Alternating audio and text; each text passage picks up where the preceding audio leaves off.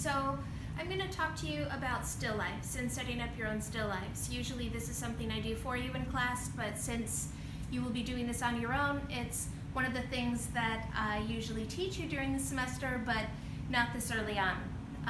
Which I guess at this point isn't that early on, but since we have had so many hiccups this semester, we are already there.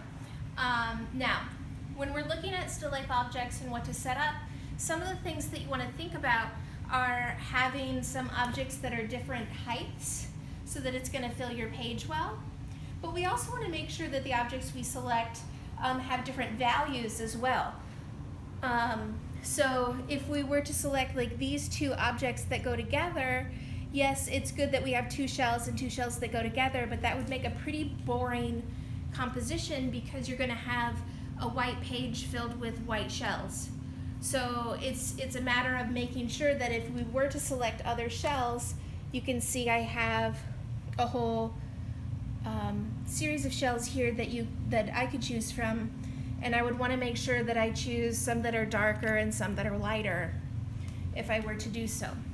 Now, if I come over here, I've set up a couple of objects that look like maybe they could go together because there's a wide range of values, and I have them going back in space differently, so it's filling a nice area of space, and they're different in height. However, if we look at the objects, shells in orange and a strange blue bottle don't really go together.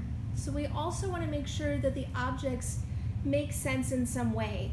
So if this were my still life, one of the things that I would choose is either the fruit, in which case I would change out the shells and bring in a banana, or I would take out the fruit completely and perhaps bring in another blue bottle so it seems to make more sense.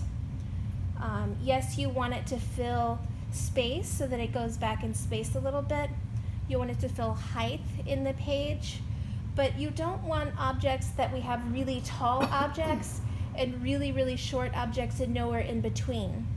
So some ways that you can solve this problem is you can always take a book or a box.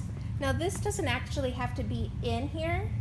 We can actually hide it right underneath a cloth, and you can start to build height this way.